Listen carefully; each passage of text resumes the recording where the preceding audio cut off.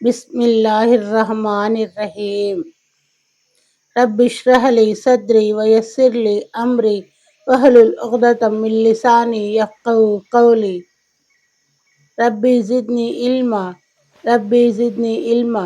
السلام علیکم ورحمۃ اللہ وبرکاتہ۔ الرحیق المختوم، نبی کریم صلی اللہ علیہ وسلم کے سیرت کے حوالے سے آج ہم جانیں گے غزوہ بنی مستلقہ یا غزوہ مریسیہ۔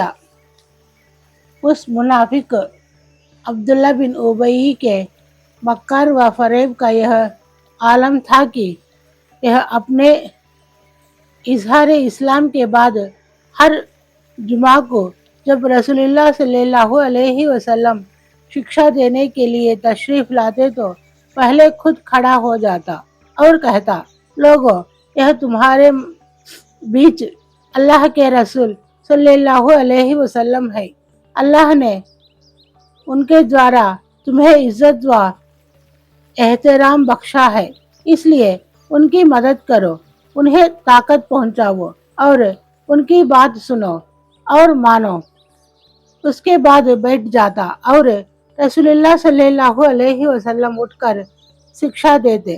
پھر اس کی ٹھیکائی اور بے حیائی اس سمے انتہا کو پہنچ گئی جب جنگ احد کے بعد پہلا جمعہ آیا، کیونکہ یہ منشیہ اس یدھ میں اپنی بدترین دغابازی کے باوجود اس دن پہلے کی طرح کھڑا ہو گیا۔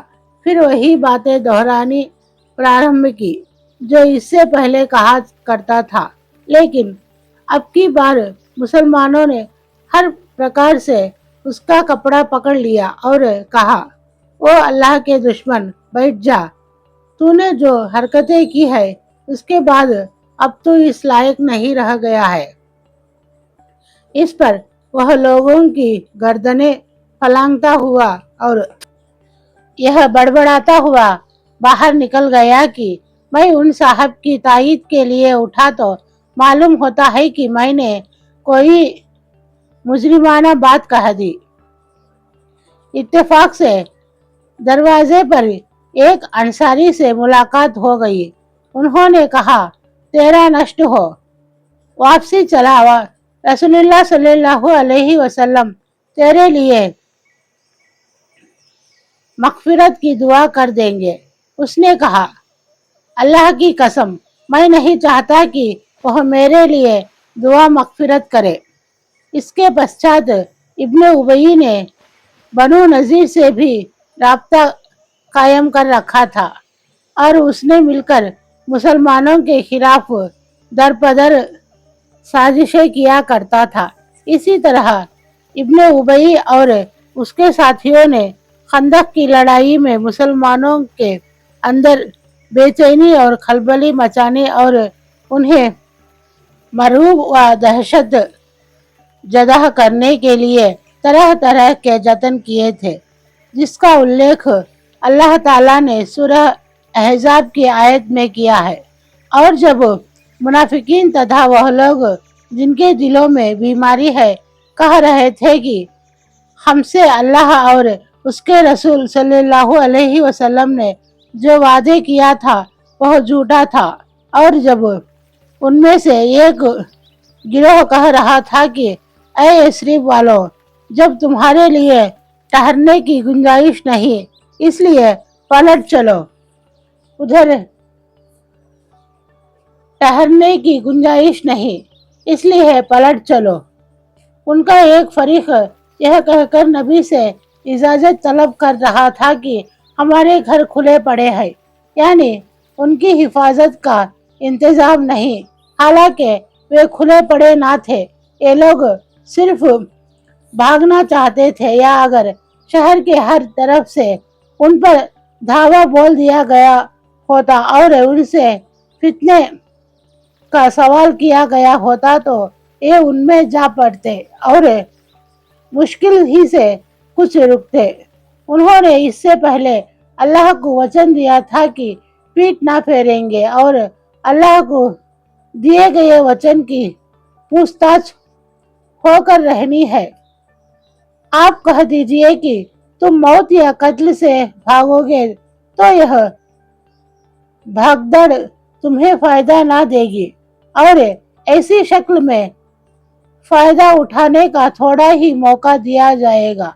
आप कह दे कि कौन है जो तुम्हें अल्लाह से बचा सकता है अगर वह तुम्हारे लिए बुरा इरादा करे या तुम पर मेहरबानी करना चाहे, और ये लोग अल्लाह के सिवा किसी और को हामी व मददगार नहीं पाएंगे।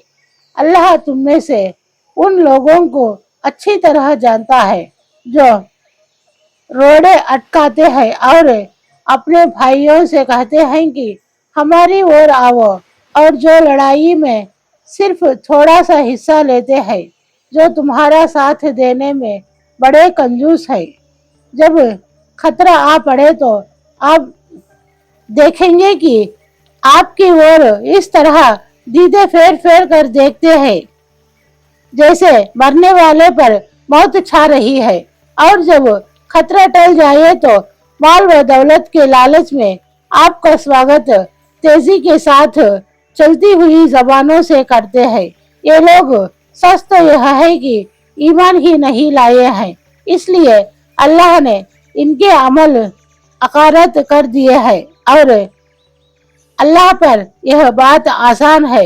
ये समझते हैं कि हमलावर गिरोह अभी गए नहीं हैं, और अगर वे फिर पलट कर आ जाए तो ये चाहेंगे कि बद्दुओं के बीच बैठ तुम्हारी खबर पूछते रहे, और अगर ये तुम्हारे बीच रहे तो कम ही लड़ाई में हिस्सा लेंगे। इन आयतों में मौके के मुताबिक मुनाफिकों की सोच, व्यवहार, मनोविज्ञान, स्वार्थ और अवसरवाद का एक व्यापक चित्र खींच दिया गया है। इन सब के बावजूद यहूदियों, मुनाफिकों और मुशरिकों, तात्पर्य यह है कि सारे ही इस्लाम विरोधियों को यह बात अच्छी तरह मालूम थी कि इस्लाम के गलबे की वजह भौतिक समृद्धि, हथियार, फौज और तादाद की ज्यादती नहीं है, बल्कि इसकी वजह वह खुदा परस्ती और नैतिक मूल्य है जिनसे पूरा इस्लामी समाज और इस्लाम धर्म से ताल्लुक रखने वाला हर व्यक्ति लाभ उठा रहा है।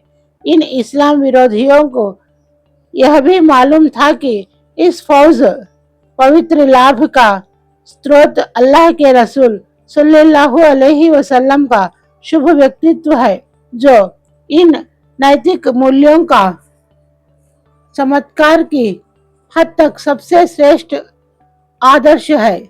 इसी तरह ये इस्लाम शत्रु 4-5 साल तक संघर्षरत रहकर यह भी समझ चुके थे कि इस दीन और इसके पोषकों को हथियारों के बल पर मिटाना संभव नहीं है। इसलिए उन्होंने शायद यह तय किया कि नैतिक पहलू को बुनियाद बनाकर इस धर्म के खिलाफ बड़े पैमाने पर प्रोपेगेंडे की लड़ाई छेड़ दी जाए, और इसका पहला खास निशाना अल्लाह के रसूल सल्लल्लाहु अलैहि वसल्लम के व्यक्तित्व को निशाना बनाया जाए। अस्सलाम वालेकुम व रहमतुल्लाहि व बरकातुहू।